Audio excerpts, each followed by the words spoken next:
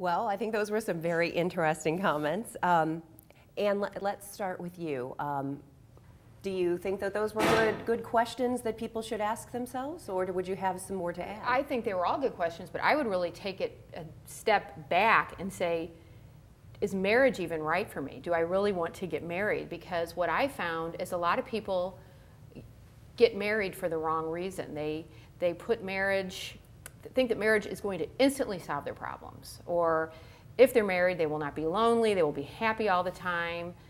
I think they need to understand why they want to get married and what they expect from their marriage. They have to have a very clear vision of what they expect their married life to be and be very conscious in that choice. Mm-hmm. What do you think, Jen?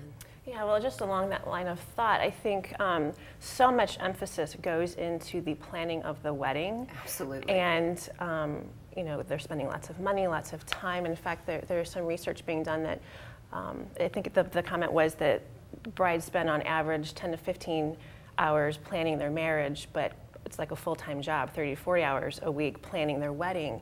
And although the wedding day is very important, beyond that day is what's going to be most important.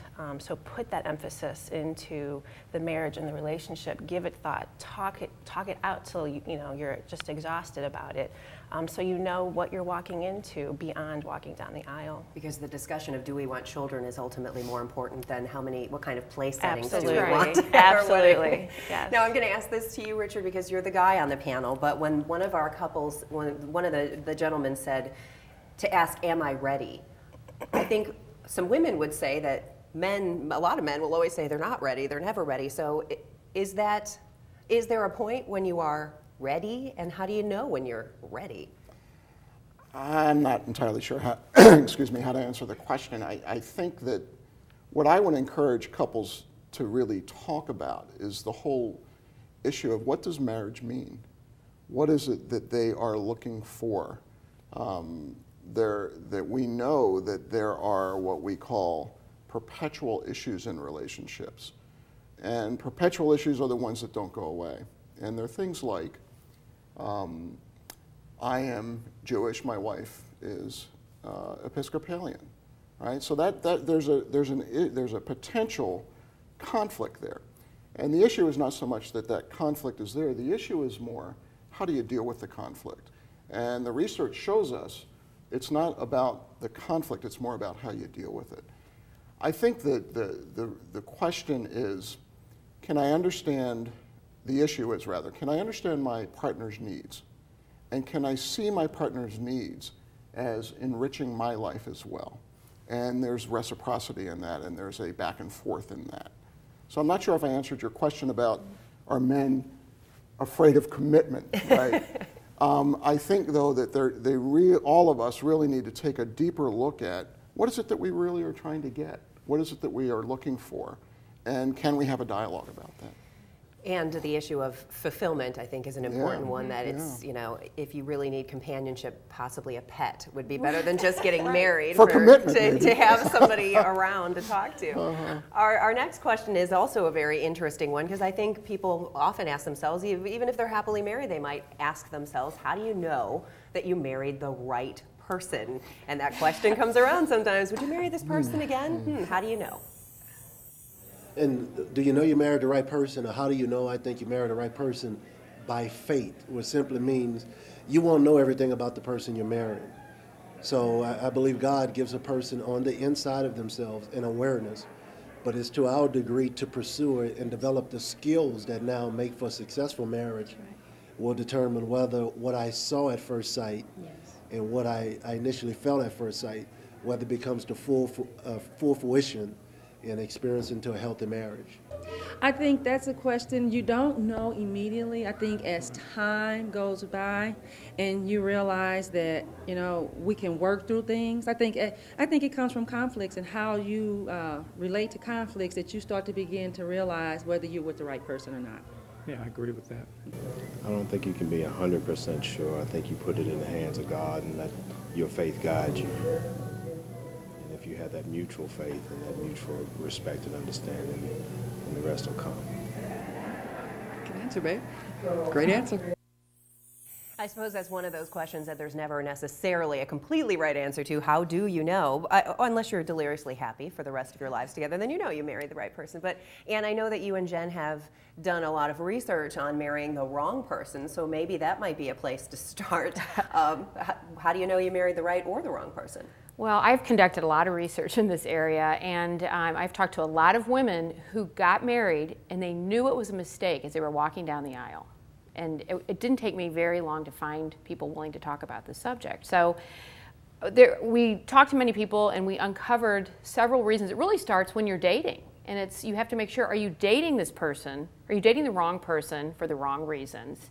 And then a lot of times people feel that they're pushed along and well, we've been together for a while, we might as well get married. So anyway, I don't think I'm really answering your question, but the point is that there's about 8 or 9 reasons why people marry the wrong person for the wrong reasons. And usually it's loneliness is number one, or you're in a world where everybody's in a couple and it's just a lot easier to participate.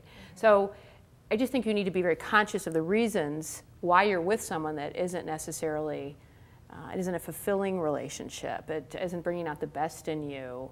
I really think you need to obviously address those questions while you're dating. And I don't necessarily agree with what the folks on the video were saying, just on faith, have faith. I disagree with that. Although faith is really important in a relationship, most people have a gut instinct, a little voice inside of themselves that says, this person really isn't right for me, but I don't know how to get out of it. And we've dated for 7 years, or the invitations are already in the mail, and yet they always know deep down that this just isn't the right person. Something just tells them. They just know. They don't always trust that voice, but it's within them. And a lot of it too, and I'm sure, Richard, you probably run into this too, people will say, well, I've been in this relationship for 7 years, I've invested enough time, I can't walk away now, as if, it's... That's right. That's probably not the right way to look at it. Or we're just about to get married. What will people say if I cancel the wedding? What can you say to folks who have that mentality of, I can't walk away now? It's really difficult for folks. I think they feel like they're in kind of a pressure cooker in that sort of a process. And a lot of folks come in and with your research and in my clinical practice, I have heard over and over again as I was walking down the aisle, I knew this was not the right thing to do. But the whole issue of getting married kind of takes on a life of its own. I do agree with one thing, that actually the first guy on the tape, he's got to be a therapist. He's incredible. I want to meet that guy. Oftentimes my wife and I will look at one another and we will say, how did we find each other? And I think there is some fate involved in that. And then there's this whole issue of getting to know one another and that whole process and how does that work. So I think that it really is about connection, about opening up to one another, about turning toward one another as opposed to turning away, about accepting influence from one another. And affection. Affection's a big piece of this. That's what builds the relationship over and over again. Would you suggest to couples who are thinking of getting married, who maybe one or both of them are thinking this isn't the right thing, should they try to work it out with a therapist or a counselor, or should they just say, obviously, if we're both feeling this way, or if I'm feeling this way, we should just walk away? Yeah, I think it's very, very important that there be a dialogue with a counselor, with a pastor, with a trusted mentor. But as a some sort of a dialogue. Non-counselor, a lot of times they already know what the answer is, and they're afraid what the counselor is going to tell them. That's the stumbling block, is they already know, but they know they don't like the answer. They don't want the counselor, certainly not going to say, you can't marry this person, but that's what's going to come out in the session. And then that hope, again, as we were saying earlier, that marrying this person will fix all of that everything will be better. Right. They'll change after the wedding. That's a big thing, too. It'll get better. They'll get better. And if it doesn't, we'll have a baby. And then exactly. it'll get better. Not a good reason to get married. Oh my God. You don't want to get married to fix yourself.